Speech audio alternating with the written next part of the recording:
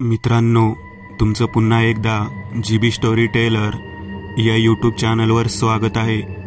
आजच्या आपल्या गोष्टीचं नाव आहे मंतरलेली मूर्ती, लेखक ऋत्विक थोरात। पण गोष्ट सुरू करण्याआधी जर कोणी या चॅनलवर पहिल्यांदाच आलेले असाल तर त्यांनी ह्या चॅनलला सबस्क्राईब करायला विसरू नका। चला तर मग अजिबात वेळ न घालवता गोष्टीला सुरुवात करूया।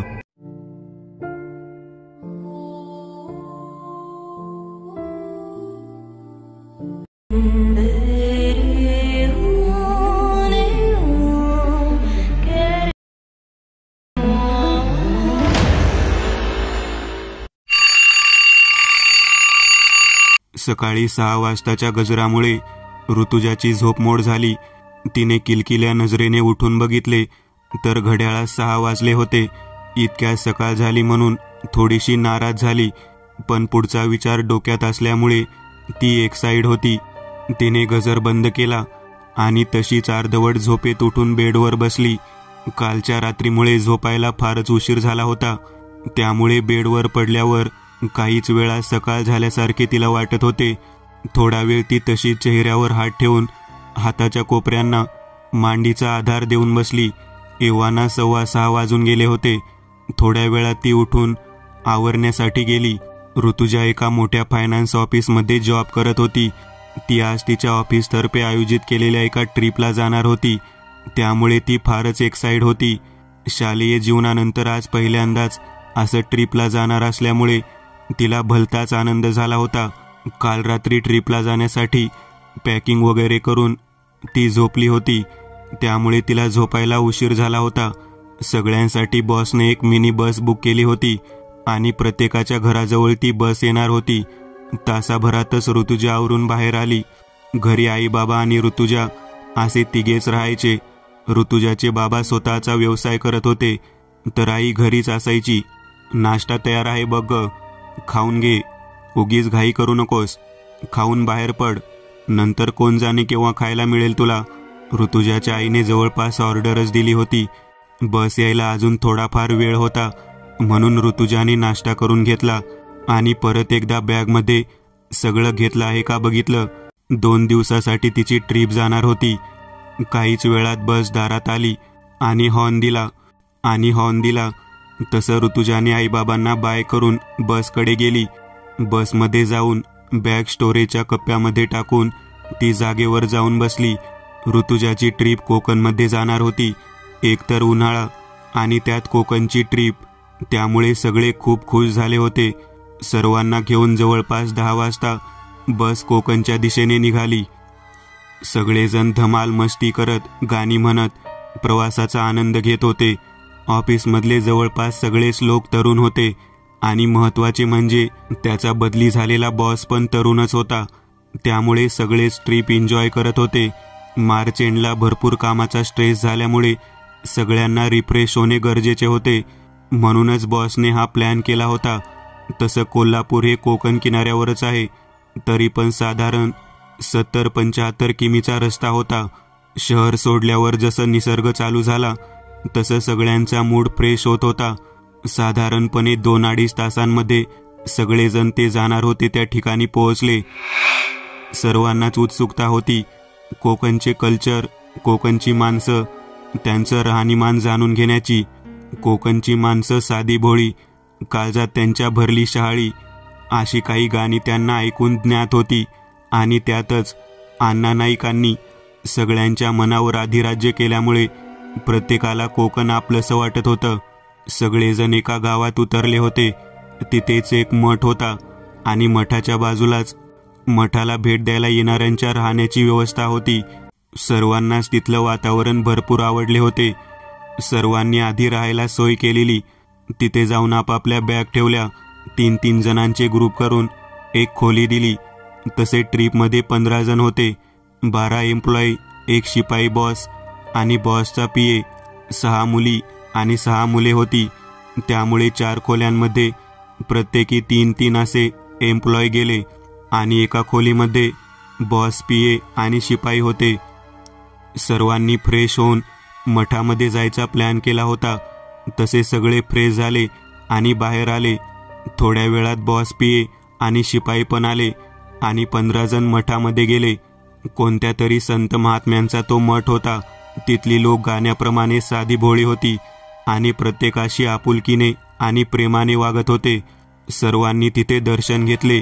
मठाच्या आतल्या बाजूनेच खालच्या साईडला जायला दगडी पायऱ्या होत्या.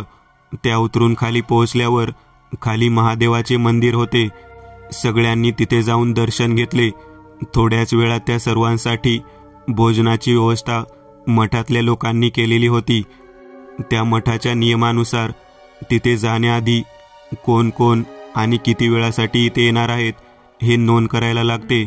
त्यानुसार त्या मठाचे लोक व्यवस्था करून देतात. बॉसची तिथे ओळख असल्यामुळे त्यांनी आधीच कल्पना देऊन ठेवली होती.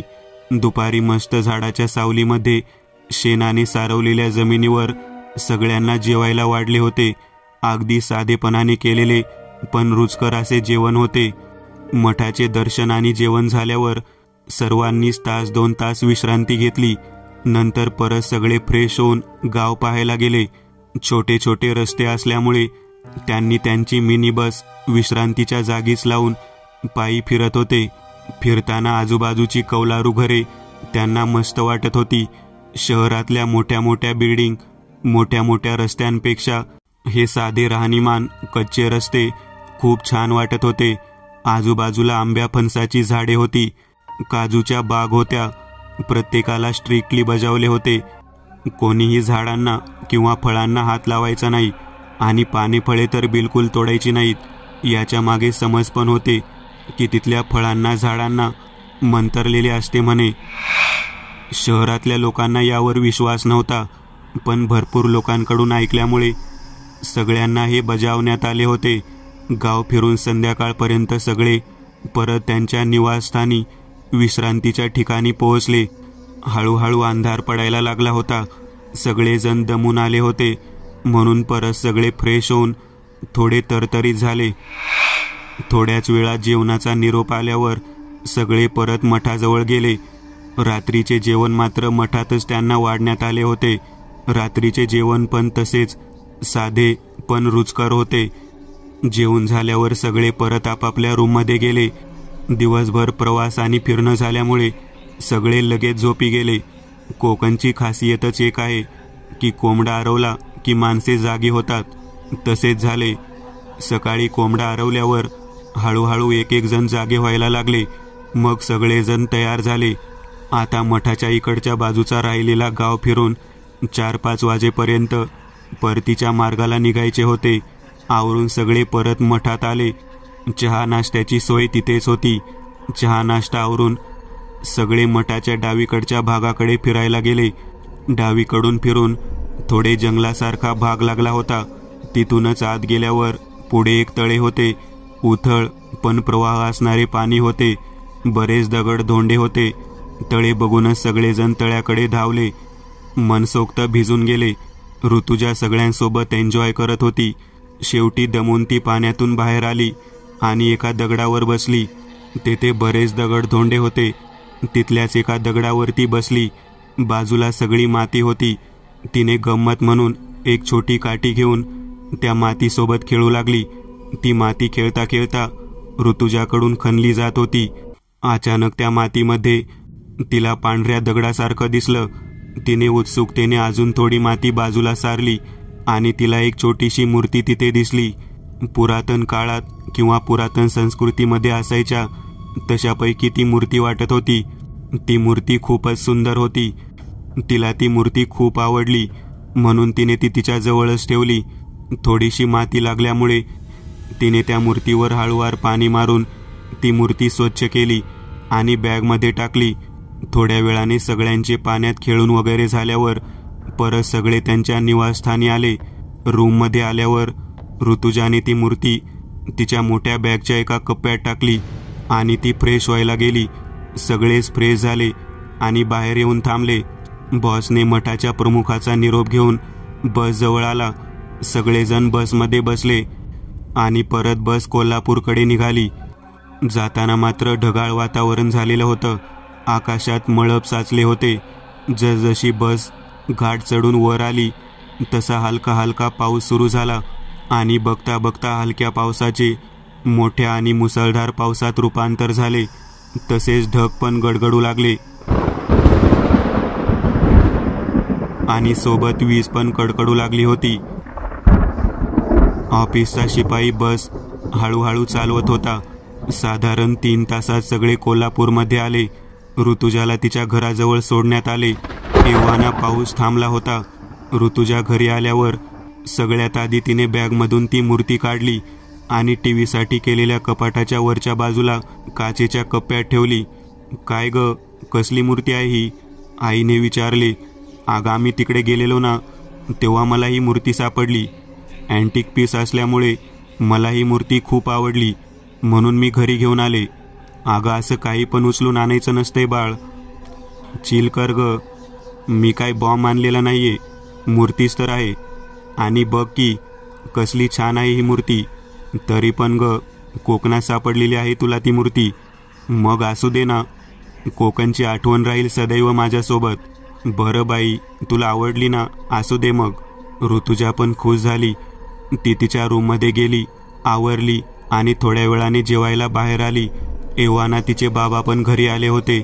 सगळेजण जेवायला बसले. कधी आली पिल्लू? मगाशीच आले बाबा.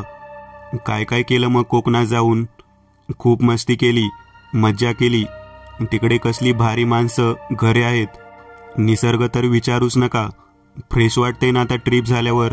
हो, खरंच आबी सर मस्तच आहेत. कसला मस्त प्लॅन केला होता त्यांनी. हो, आणि काय काय केलं मग? ती मागे मूर्ती बघा बाबा. बाबांनी वळून मागे बघितलं. त्यांच्या दृष्टीस ती मूर्ती पडली. मस्त आहे की मूर्ती. हो ना, मला तिथे मिळाली ही मूर्ती. मला आवडली म्हणून आणली घरी. अगं बाळ, असं एखादी गोष्ट उचलून नसते आणायची घरी. काय बाबा, तुम्ही पण आईसारखेच बोलत आहेत. मूर्ती आणलीये, बॉम्ब थोडीच आणलाय मी. असू दे, सोड, तुला नाही समजणार. तुला आवडली आहे ना, मग असू दे ती मूर्ती. हो बाबा. जेवण आटोपून सगळे आपापल्या रूममध्ये गेले. दिवसभर दमल्यामुळे ऋतुजा कधी झोपेच्या अधीन गेली हे तिला समजलं नाही. रात्री 1 वाजता कसल्याशा आवाजाने तिला जाग आली. डोळे उघडून बघितले तर तिला धक्काच बसला. ती त्या तळ्याजवळच होती जिथे तिला ती मूर्ती मिळाली होती. रात्रीच्या वेळेस तर ते तळं खूप भयानक दिसत होतं. अचानक तिला तळ्याजवळ एक बाई बसलेली दिसली. ऋतुजा हळूहळू त्या बाईजवळ गेली. तिला विचारले, एवढ्या रात्री तुम्ही इथे काय करत आहात? आणि मी इथे कशी काय पोहोचले? मी घरी होते. त्या बाईने वळून बघितले तेव्हा ऋतुजा जागीच गोठली. हातपाय जागीच थिजले. त्या बाईचा पूर्ण चेहरा जळाला होता. चेहऱ्यावरून मांस लोंबत होते. डोळ्याच्या जागी नुसते 2 खड्डे होते. पण त्या खड्ड्यातून पण तिचे लाल डोळे रागात ऋतुजाकडे बघत होते. ऋतुजाचा घसा कोरडा पडला होता. तिला जोरात ओरडायचे होते, पण कंठातून आवाजच निघत नव्हता. जागीच गोठल्यासारखी अवस्था तिची झालेली होती. त्या बाईने तिच्याकडे बघत रागातच तिला विचारले, माझी मूर्ती खय हा?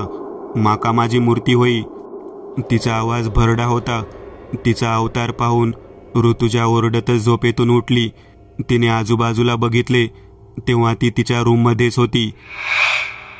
स्वप्न होते ते. ऋतुजाच्या जीवात जीव आला. तिचा घसा कोरडा पडलेला होता. ती पाणी पिण्यासाठी उठली आणि बाहेर आली. किचनमध्ये जाऊन तिने फ्रीजमधून गार पाण्याची बाटली घेतली आणि एकच झटक्यात सगळे पाणी पिऊन टाकले. बाटली ठेवून मागे वळली तसं तिला धक्काच बसला. कोपऱ्यात एक काळी आकृती पाठमोरी उभी होती. एका क्षणात ती गायब झाली. भास की सत्य हेच तिला समजत नव्हते. कदाचित भयानक स्वप्नामुळे आपल्याला भास झाला असेल अशी स्वतःची समजूत घालत ती बाहेर आली. हॉलमध्ये तिची नजर त्या मूर्तीवर गेली. ती मूर्ती आता तिला जरा भयानकच वाटत होती. ती तशीच तिच्या रूममध्ये गेली. बेडवर जाऊन पडली. गरमी असल्यामुळे तिला घाम फुटला होता. तिने उठून पंख्याचे स्पीड वाढवले आणि परत येऊन बेडवर झोपली. जशी तिची नजर वर गेली तेव्हा तिला परत धक्का बसला. पंख्याबरोबर तीच बाई लटकत होती जी तिला स्वप्नात दिसली होती. जळलेलं शरीर, चेहऱ्यावरून मांस लोंबत होते, डोळे पूर्ण खोलगट झालेले आणि त्यामागे तिची रागाने भरलेली नजर. ऋतुजाची हालचाल बंद पडल्यासारखी झालेली. भीतीने अंग थरथर कापत होते. कंठातून आवाज पण फुटत नव्हता. हळूहळू ती बाई पंख्यावरून खाली आली. अगदी ऋतुजाच्या 1 फूट अंतरावर तिचा चेहरा होता. तिने डोळे बंद करून घेतले. थोड्या वेळाने तिने डोळे उघडले तेव्हा समोर काहीच नव्हते. आता मात्र ऋतुजाची पक्की खात्री पटलेली होती की हा तिचा भास किंवा स्वप्न नव्हते. ती धावतच रूममधून बाहेर जाऊन आईबाबांच्या रूमजवळ जाऊन मोठ्याने दरवाजा ठोठावला. बाबांनी आतून दरवाजा उघडला तेव्हा समोर भेदरलेल्या अवस्थेत ऋतुजा होती. तिला अशा अवस्थेत बघून दोघांना पण धक्का बसला. त्यांनी तिला आत घेतले. काय झालं पिल्लू, एवढी का घाबरलेली दिसत आहेस? बाबांनी काळजीने विचारले. ते वर काय आहे? वर काय झालं बाळा? ते वर काहीतरी आहे. काय आहे वर? वर कोणतरी बाई आहे. खूप भयानक दिसत आहे ती. बाळा, स्वप्न बघितलेस काय तू? आपल्या घरात कोण येणार आहे आता या वेळेस? नाही, ती बाई आहे. तिथे मला दिसली ती. ऋतुजा बोलताना कापत होती. आईबाबांना पण काळजी वाटली म्हणून ते ऋतुजाला घेऊन तिच्या रूममध्ये गेले. तिथे कोणीच नव्हते. बघ, कोण आहे का इथे? तुला स्वप्न पडलं असेल बाळ काहीतरी. आईने ऋतुजाला धीर दिला. तिने आत बघितले तेव्हा कोणीच नव्हते. पण तिला माहीत होते की आईबाबांसोबत असल्यामुळे ती आपल्याला दिसत नाहीये. आई बाबा, आज तुम्ही माझ्याजवळच झोपा. मला खूप भीती वाटत आहे. ऋतुजा खूपच घाबरलेली होती. बरं ठीक आहे, झोपतो आम्ही इथेच. तिघे पण बेडवर जाऊन झोपले. तोवर खिडकीचे दार जोरात उघडून भिंतीवर आपटले. त्या आवाजाने सगळेच दचकले. ऋतुजा अजून पण थरथर कापत होती. काय नाही बाळ, वाऱ्याने उघडला असेल दार. नको घाबरू जास्त. बाबांनी तिला धीर दिला आणि ते उठून खिडकीजवळ गेले. खिडकीचे दार त्यांनी नीट लावून घेतले आणि परत बेडवर येऊन बसले. इतक्यात तिच्या रूममध्ये विचित्र विव्हळण्याचा आवाज सगळ्यांना ऐकू आला. तो एका बाईचा आवाज होता. तिघांना पण आता प्रचंड मोठा धक्का बसला होता. घडतंय ते सगळं अमानवी आहे याची सगळ्यांनाच आता कल्पना आली होती. सगळ्या रूममध्ये एक उग्र दर्प पसरला होता. मांस जळावा असा तो दर्प होता. तिघांना पण श्वास घेणं कठीण झालं होतं. ते तिघे पण धावतच हॉलमध्ये येऊन सोफ्यावर बसले. सोफ्याच्या समोरच ऋतुजाने आणलेली मूर्ती होती. त्या मूर्तीजवळच एक काळी आकृती घुटमळत होती. अचानक कानठळ्या बसाव्या अशा किंकाळ्या ऐकू येऊ लागल्या आणि अचानक ऋतुजाच्या गळ्याभोवती 2 जळालेले हात आले आणि त्यांनी तिचा गळा आवळायला सुरुवात केली. ऋतुजाचा आता श्वास गुदमरत होता. तिने सुटण्याचा जीवाच्या आकंताने प्रयत्न केला. इतक्यात ते जळालेले हात तसे परत गेले आणि विव्हळण्याचा आवाज मोठ्याने येऊ लागला. अचानक हात कसे काय गायब झाले म्हणून तिने बघितले तर तिच्या बाबांनी देवाऱ्यातला अंगारा तिच्यावर फुंकलेला होता. बाबांनी पटकन सोफ्यावर अंगारा टाकला आणि ऋतुजाला, तिच्या आईला आणि स्वतःला अंगारा लावला. एव्हाना रात्रीचे 3 वाजून गेले होते. रात्रभर ते विव्हळण्याचे, किंचाळण्याचे आणि मध्येच क्रूर हसण्याचे आवाज पूर्ण हॉलमध्ये घुमत होते. कशी तरी ती रात्र निघून गेली. पहाटे हे सगळे शांत झालं आणि पहाटे सगळ्यांना डोळा लागला. रात्रीच्या भयानक अनुभवामुळे तिघांनाही उठायला वेळ झाला. सकाळी उठल्यावर ऋतुजाच्या बाबांनी आवरून आज काय तो याचा सोक्षमोक्ष लावायचा ठरवून घराबाहेर पडले. दुपारपर्यंत एक माणूस घेऊन तिचे बाबा घरी आले. कोल्हापुरातच असणाऱ्या वेताळ देवाच्या मंदिरातला तो माणूस होता. एकदम साध्या अवतारात तो माणूस होता. पण अशी बरीच प्रकरणे त्याने सोडवली होती. घरी आल्यावर त्याने सगळ्या घरातील कोपऱ्या कोपऱ्यामध्ये जाऊन अंदाजा घेतला. मग ऋतुजाजवळ आला.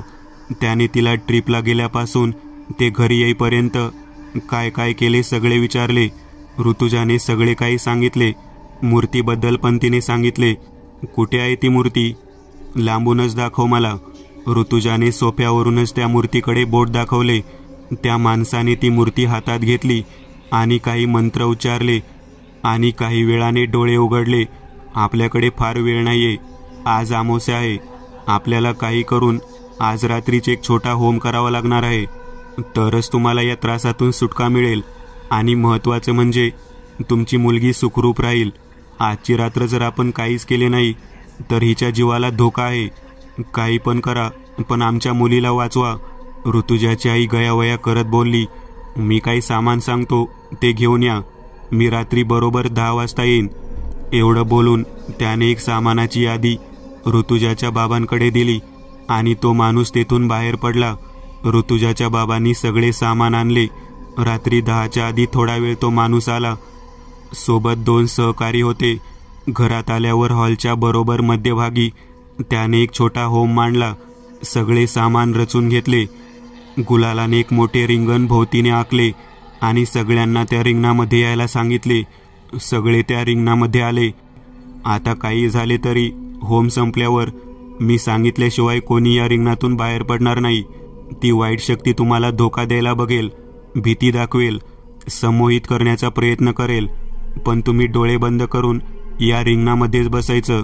ती शक्ती हे रिंगण पार करू शकत नाही. आणि तुम्हाला जर असे वाटले की तुमचं मन खचत चाललंय तर तुम्ही ओम नमः पराये शिवात्मने वेतालाय नमः हा जप करायचा. सतत जप करत राहा. तुमचं मन खचणार नाही आणि एक सकारात्मक ऊर्जा तुमच्या मनात निर्माण होईल. जोवर तुमचं मन स्थिर आहे तोवर ती शक्ती तुमचं काहीही बिघडवू शकत नाही. एवढं लक्षात ठेवा, त्या व्यक्तीने सांगितले. त्याने ती मूर्ती होम केलेला त्याच्या समोर ठेवली. तिच्या भोवती एक नारळ ठेवला आणि होम सुरू केला. हळूहळू वातावरण बदलू लागले. तो मोठमोठ्याने ओम नमः पराये शिवात्मने वेतालाय नमः चा जप करत होता. वातावरणात आता चांगलाच बदल झालेला होता. उन्हाळ्याचे दिवस असताना सुद्धा कमालीची थंडी पडलेली होती. आता त्या रूममध्ये किंकाळण्याचे आणि विवळण्याचे आवाज ऐकू येऊ लागले होते. रात्रीसारखाच उग्र घाण दर्प हॉलमध्ये भरलेला होता. ऋतुजाच्या आईच्या शेजारी एक बाई उभी राहिली. पूर्णपणे जळलेलं शरीर, चेहऱ्यावरून मांस लोंबत होते. ऋतुजाची आई आता घाबरलेली होती. त्या व्यक्तीने हे बघून त्याच्या सहकार्याला डोळ्याने इशारा केला. तेव्हा त्या सहकार्याने सांगितले, ती बाई रिंगणाच्या आत येऊ शकत नाही. ती तुम्हाला स्पर्श पण करू शकत नाही. तुम्ही या रिंगणामध्ये सुरक्षित आहात. तुम्ही फक्त जप करा. ती बाई तुमच्यापासून लांब होईल. ऋतुजाच्या आईने तसेच केले. जप करायला सुरुवात केल्यावर ती बाई लांब झाली. आता प्रत्येकासोबत असेच काही ना काही घडत होते, पण कोणीच तिच्यासमोर हार मानत नव्हते. शेवटी ती बाई होमच्या समोर येऊन गुरगुरायला लागली, तू माका अडवणार? तू माझं काय नाही करू शकत. तू का माहीत नाही म्या कोण असता आता? आणि जोरजोरात हसायला लागली. त्या व्यक्तीच्या सगळं काही लक्षात आले होते. त्याने त्याचा जप आणि होम सुरूच ठेवला. अचानक एक तीव्र मोठा प्रकाश त्या खोलीत झाला. हळूहळू तो प्रकाश कमी होत गेला. तसे एक आकृती सर्वांच्या दृष्टीस पडली. सहकार्याने सगळ्यांना नजरेनेच हात जोडायची खूण केली. तसं सगळ्यांनी हात जोडले. पांढरं धोतर, अंगावर घोंगडे, पिळदार मोठ्या मिशा, पायात कोल्हापुरी चप्पल, हातात वेताची लाल काठी आणि त्या काठीला घुंगरू बांधले होते. ती आकृती आता स्पष्ट दिसत होती. ती आकृती तिथे प्रकट होताच त्या वाईट शक्तीची सगळी शक्ती आता संपत आलेली होती. त्या आकृतीने हातातली काठी जमिनीवर आपटायला सुरुवात केली. तसे त्या काठीला लावलेल्या घुंगरांचा आवाज पूर्ण हॉलमध्ये घुमू लागला. त्यासोबतच त्या वाईट शक्तीचा विवळण्याचा आवाज येऊ लागला. मोठमोठ्याने किंचाळ्या फुटत होत्या. ऋतुजा आणि तिच्या आईबाबांना हे काय होत आहे समजत नव्हतं. भीतीने अक्षरशः हाडे गोठली होती. ऋतुजा जागीच बेशुद्ध झाली. आता त्या शक्तीची पूर्णपणे ताकद संपलेली होती. रिंगणात असलेला नारळ आता गरगर फिरू लागला होता. किंचाळ्या फोडत तो आत्मा त्या नारळात समाविष्ट झाला. त्या व्यक्तीने जप थांबवला आणि उठून त्या आकृतीला नमस्कार केला. तशी ती आकृती आली तशीच गायब झाली आणि तिथे थोडा गुलाल आणि एक दोरा पडला. त्या व्यक्तीने तो दोरा उचलून कपाळाला लावला आणि काही मंत्र पुटपुटले आणि त्या गुलालामध्ये बुडवून तो दोरा त्या नारळाला बांधला आणि सगळ्यांना रिंगणातून बाहेर यायला सांगितले. रात्रीचा 1 वाजायला आला होता. सगळे त्या रिंगणातून बाहेर आले. ऋतुजाला उचलून सोफ्यावरच झोपवले. त्या माणसाच्या सहकाऱ्यांनी होम आवरला. मग त्या माणसाने ती मूर्ती आणि तो नारळ त्याच्या पिशवीत टाकला. मग त्या माणसाने त्यांचा निरोप घेतला आणि ऋतुजा शुद्धीत आल्यावर निरोप पाठवायला सांगितलं.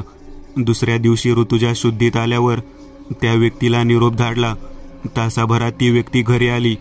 तुम्हा सगळ्यांनाच आता प्रश्न पडले असतील, नेमकं काय झालं आणि काय केलं वगैरे. आता तुम्हाला मी सगळं सांगतो. ऋतुजा जेव्हा कोकणात गेलेली तेव्हा तिला ती मूर्ती सापडली. ती मूर्ती साधीसुधी मूर्ती नव्हती. ती मूर्ती एका बाईची होती जी खूप वर्षापूर्वी तिथेच त्या गावात राहायची. ती बाई काळी जादू करायची आणि गावातल्या लोकांना त्रास द्यायची. तिला त्या गावावर तिचं राज्य हवं होतं. एक दिवस सगळ्यांनी या त्रासाला कंटाळून त्या बाईचं घर पेटवून दिलं. त्या आगीमध्ये ती बाई जळून मेली. पण तिच्या काळ्या विद्येमुळे तिने तिचा आत्मा या मूर्तीमध्ये कैद केलेला होता. लोकांना पण हे माहीत असल्यामुळे त्यांनी तिचे सगळे सामान तिथे जमिनीत पुरले. कालांतराने तिथे जमीन खचून वगैरे ही मूर्ती काहीशी वर आली, पण त्या भागामध्ये जास्त कोण जात नव्हते. ऋतुजा जेव्हा त्या दगडावर बसलेली तेव्हा ती सहज माती खिडताना तिला ही मूर्ती सापडली आणि ती या मूर्तीसोबत जोडली गेली. एक दिवस ती बाई ज्या प्रतीक्षेत होती ती संपलेली होती. ती या मूर्तीसोबतच इथे आली. मग आमोसेला ती बाई ऋतुजाच्या शरीरात कायमची प्रवेश करून ऋतुजाचा आत्मा मुक्त करणार होती. तिला तिचा सूड घ्यायचा होता. त्या रात्री तिने ऋतुजाला त्रास देऊन तिचे अस्तित्व दाखवले, कारण ऋतुजाचं मानसिक खच्चीकरण झाल्याशिवाय तिला तिच्या शरीरात जाता येत नव्हतं. म्हणून तिने ऋतुजाला त्रास दिला आणि त्यासोबत तुम्हाला पण त्रास झाला. जेव्हा मी त्या मूर्तीला हात लावून ध्यान केलं तेव्हा मला हे सगळं लक्षात आलेलं होतं आणि त्यावेळेस मला हे पण समजले होते की मी या शक्तीचा सामना करू शकत नाही. मग त्या शक्तीचा बंदोबस्त कसा झाला आणि शेवटच्या क्षणी ती दुसरी आकृती कसली आलेली होती, गोंधळून बाबांनी प्रश्न केला. ही शक्ती खूप वर्षापूर्वींची असल्यामुळे तिची ताकद प्रचंड वाढलेली होती. त्यामुळे मी भूतप्रेताचा राजा वेताळाला आवाहन केले. आपण जो जप करत होतो तो वेताळ देवाचाच होता. त्या जपाने आणि घातलेल्या होमामुळे माझे वेताळ देवाला आव्हान झाले आणि ती आकृती होती ती साधीसुधी नव्हती. ते खुद्द वेताळ देव होते आणि त्यांनीच ती शक्ती त्या नारळात कैद केली. बापरे, वेताळ नाव ऐकलं तरी भीती वाटते. आणि खुद्द वेताळ देव आमच्या समोर होते. पण ते कसे काय लगेच आले? काल अमावस्या होती आणि अमावस्येला रात्री 12 वाजता वेताळ देवाची पालखी सुरू होते. यावेळी जो कोणी त्यांची पूजा करतो त्यांना वेताळ देवांचे दर्शन होते आणि त्यांची इच्छा पूर्ण होते. आणि अशा काळ्या जादू असलेल्या वाईट शक्ती फक्त वेताळ देवच थांबवू शकतो. पण तुम्ही मग त्या नारळाचे आणि त्या मूर्तीचे काय केलं?